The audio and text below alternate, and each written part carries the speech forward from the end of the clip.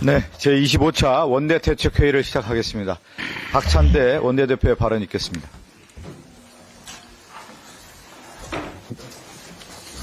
검찰의 수상한 영장 반려로 경찰의 경호처 수사에 제동이 걸렸습니다. 김성훈 경호처 차장과 이광우 경호본부장이 어제 석방됐습니다.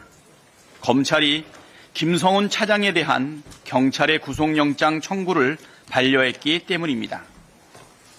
김성훈 경호처 차장은 법원의 정당한 체포영장 집행을 막은 특수 공무집행 방해 현행범입니다.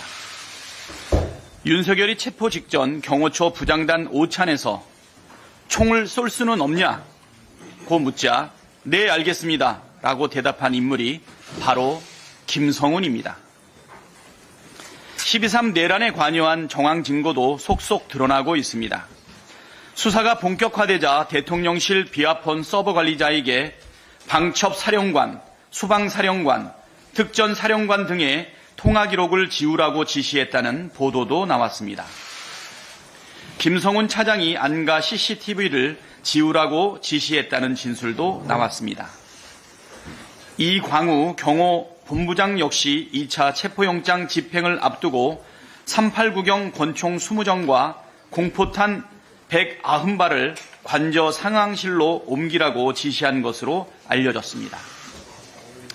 김성훈 차장과 이광우 본부장은 경찰 조사에 출석하면서 휴대전화를 갖고 오지 않는 꼼수를 부렸습니다. 이처럼 중대한 혐의를 받고 있는 그리고 증거인멸과 경호처 직원에 대한 보복 가능성까지 있는데 구속영장을 그 신청을 반려한 상황이 이해가 되질 않습니다. 검찰이 내란 수괴와 중요 임무 종사자 몇 명만 기소하고 내란 수사를 대충 덮으려는 것은 아닌지 강력한 의심이 듭니다. 만약 실제로 그런 속내라면 검찰은 가루처럼 사라질 운명에 처할 것입니다. 그렇지 않다면 검찰은 경호처 강경파 핵심들에 대한 수사를 방해하지 말고 적극 협조하십시오. 검찰의 이해할 수 없는 행태로 거꾸로 내란 특검이 필요한 이유를 설명해 주고 있습니다. 내란 특검으로 수괴와 잔당들을 한 점 의혹도 없이 철저히 수사해야 합니다. 최상목 대행이 내란 특검법에 거부권을 행사할 것이라는 전망이 나오고 있습니다. 경제가 망하든 말든 상관없다는 것인지 민주주의가 무너지든 말든 괜찮다는 것인지 묻지 않을 수 없습니다. 외환 행위와 내란 선전 선동죄를 빼자는 국민의힘 요구를 대폭 수용한 특검법을 거부하면서 무조건 여야 합의만 요구하는 것은 국회 입법권에 대한 심각한 침해이자 반민주적 폭거입니다. 원내 6개 정당이 모두 동의하고 국회 본회의 표결을 거쳐 의결된 법안을 딱 한 개 정당이 반대한다는 이유로 거부권을 행사하는 것이 말이나 됩니까? 무조건 국민의힘이 합의해야 한다고 우기는 건 국민의힘 일당 독재를 해야 한다는 독재적 발상입니다. 최상목 대행은 헌법과 법률을 수호할 의무를 다해야 함에도 불구하고 내란 사태를 끝내기 위한 필수적인 조치들을 하나도 이행하지 않고 있습니다. 명백한 직무 유기이자 반헌법적 행위입니다. 12월 14일 윤석열 탄핵안 가결 이후 한덕수 최상목 대행이 행사한 거부권만 벌써 9건입니다. 민주적 정당성이 없는 대행 체제가 민주적 헌법적 정당성을 갖춘 국회의 결정을 심각하게 침해하는 일이 있어서는 안 됩니다. 내란 진압을 미루는 것은 나라 경제를 거덜내자는 것과 다르지 않습니다.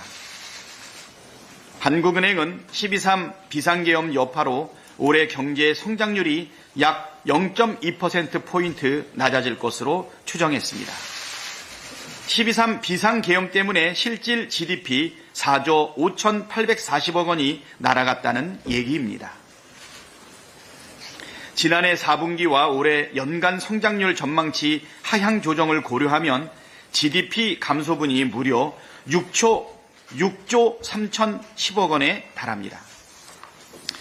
정치적 불확실성을 신속하게 제거하는 것이 경제를 살리는 길이라는 걸 잘 알고 있을 최상목 대행이 내란 진압을 계속 회피하는 이유가 뭡니까?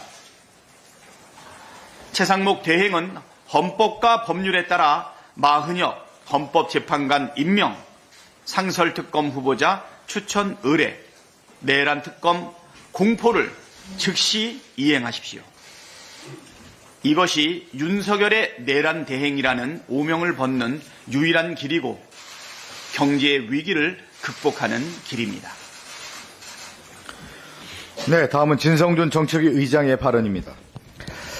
네, 설 명절이 다가오고 있지만 연휴 기간이 길다는 것뿐 국민의 살림살이는 팍팍하기만 합니다. 설 차례상을 차리는데 40만 원이 든다는 통계가 있었습니다. 국민 2명 중 1명은 그래서 아예 차례 지내는 것을 포기한 것으로 나타났습니다. 지난해 11월 기준으로 임금을 제때 받지 못한 임금 체불 노동자도 26만 2천 명, 금액으로는 1조 1천억 원에 이릅니다. 노동자 한 사람당 700만 원이 넘는 임금 체불을 겪었습니다. 고공행진 중인 환율에 더해서 기름값도 뛰어오르고 있습니다. 비상계엄 선포 전 12월 2일 전국 평균 휘발유 값은 리터당 1,646원이었습니다. 그런데 이것이 1월 20일 현재 리터당 1,724원을 기록했습니다. 서울의 휘발유 가격은 1,798원이나 됩니다. 두바이산 원유를 포함해서 국제 유가도 크게 올랐습니다. 미국의 대러시아 제재로 당분간 안정세를 장담하기도 어렵습니다. 현재 수송용 기름에 대한 유류세 인하 조치가 시행 중입니다. 휘발유는 15%, 경유와 부탄가스는 23% 경감해주고 있습니다. 내수 부진에 신음하는 자영업자와 중소기업 등의 고통을 감안해서 다음 달 말로 종료되는 유류세 인하 기간의 연장을 적극 검토할 것을 제안합니다. 관세 폭탄을 예고한 트럼프 2기 행정부가 출범했습니다. 대외적인 경제 불안 요인에 더해서 내란 상황까지 겹쳐서 민생 경제가 정말 어렵습니다. 신속하고 과감한 추경으로 우리 경제에 신호를 줘야 합니다. 유류세 인하 연장 조치를 포함한 정부의 빠른 결단을 촉구합니다. 정부가 오늘 국무회의에서 초중등 교육법 등 3개의 법률안에 대해서 거부권을 행사할 것이라고 합니다. 국회에서 통과된 초중등 교육법은 AI 디지털 교과서를 금지한 법이 아닙니다. 학교에서 우선 교육 자료로 활용하면서 효과를 충분히 검증하고 효과가 있으면 안전장치를 마련해서 제대로 시행하자는 법입니다. 국회가 정부의 성급한 정책을 바로잡고 정부 정책의 실행을 돕기 위해서 교육 자료로서 그 법적 지위를 부여해 준 것입니다. 지난 17일 국회 교육위원회 청문회에서 AI 교과서 도입 과정부터 법을 위반한 사실이 드러났습니다. 교육부 고위 공무원의 권한 남용과 입법 방해도 확인되었습니다. 학부모와 교사, 국회가 반대하는데 그럼에도 불구하고 법률 위반에 권한 남용까지 자행해 가면서 밀어붙이는 이유가 무엇입니까? 이러니까 세간에서는 교육부 총리가 모 에듀테크 업체와 유착되어 있는 게 아니냐 하는 의혹까지 제기되는 것 아닙니까? 보도에 따르면 초중등 교육법뿐만 아니라 반인권적 국가범죄 시효 특례법과 방송법에도 거부권을 행사할 것이라고 합니다. 반인권적 국가범죄 시효 특례법은 국가 공권력의 책임성을 강화하고 국민의 기본적 인권을 보호하기 위한 법입니다. 방송법은 TV 수신료를 통합 징수해서 국민의 징수 편의를 제고하고 공영방송의 재정 위기를 극복하기 위한 법입니다. 도대체 언제까지 국회의 입법을 정부의 입맛에 맞춰 취사 선택할 작정입니까? 헌법에 따라서 입법권은 국회에 있고 정부는 국회가 통과시킨 법률을 집행할 책임이 있는 것 아닙니까?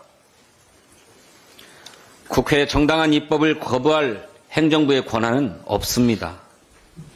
최상목 권한대행은 행정부 수반으로서 국회를 존중하고 자신의 책무를 다하기를 촉구합니다. 감사합니다. 네, 다음은 김용민 정책수석의 발언입니다. 성공한 쿠데타는 처벌할 수 없다. 전두환, 노태우의 신군부가 12.12 쿠데타로 정권을 강탈한 것을 처벌할 수 없다고 검찰이 만든 논리였습니다. 그야말로 국민을 무시하는 것이고 반헌법적인 헛소리였습니다. 전두환, 노태우는 12.12 쿠데타를 통해 비상 입법기구를 만들었고 군부의 장기 집권 계획을 이행했습니다. 12.3 내란의 목적은 전두환식 독재와 장기 집권이었습니다. 윤석열은 국회에 경고를 하기 위해 비상계엄을 선포했다고 하지만 이를 믿을 사람은 없습니다. 검사 출신 피의자 윤석열은 전두환을 따라해 비상계엄을 선포하고 비상입법기구를 만들려고 했습니다. 국회를 해산하고 비상입법기구를 만들어 독재를 공고히 하는 집권 전략을 실행하려고 한 것입니다. 부정선거를 주장하는 것은 국회를 해산할 명분을 만드는 것이었고 향후 장기 집권에도 선거를 치르지 않고 마음대로 입법기구를 만들겠다는 포석이었습니다. 최상목 권한대행은 윤석열식 장기 집권을 실행하는 결정적인 임무를 부여받았습니다. 보시는 것처럼 국가 비상입법기구 관련 예산을 편성할 것, 최상목 권한대행이 대통령에게 비상계엄 당일날 받은 명령입니다. 실제로 이행했는지 어떤 답변을 했는지 철저한 수사를 통해 밝혀야 합니다. 그래서 특검이 필요합니다. 대통령 권한대행이 거부권을 행사할 수 없다라는 점을 제외하더라도 최상목 권한대행은 수사의 대상자이므로 특검법을 거부할 수 없습니다. 이해 충돌입니다. 특히 헌법에도 없는 여야 합의를 이유로 거부권을 행사한다면 반헌법적 행위입니다.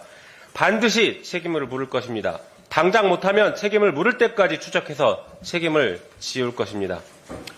한편 국힘당이 주장하는 특검 거부 사유는 사실 새빨간 거짓말입니다. 국힘당은 내란 행위에만 한정해 수사를 하고 관련 사건을 수사하면 안 된다라는 억지 주장을 하고 있습니다. 역대 모든 특검법에 항상 포함되어 있던 인지된 관련 사건 수사를 삭제하자고 떼를 쓰고 있습니다. 그러나 국힘당이 발의한 당론으로 제출한 법안에 관련 사건을 수사할 수 있도록 했습니다. 보십시오. 특검 제2조 특별검사의 수사 대상, 이 법에 따른 특별검사의 수사 대상은 다음 각호의 사건 및 그와 관련된 사건에 한정한다. 관련된 사건을 이미 국민의힘 당론으로 발의한 법안에 수사할 수 있도록 넣어두었습니다.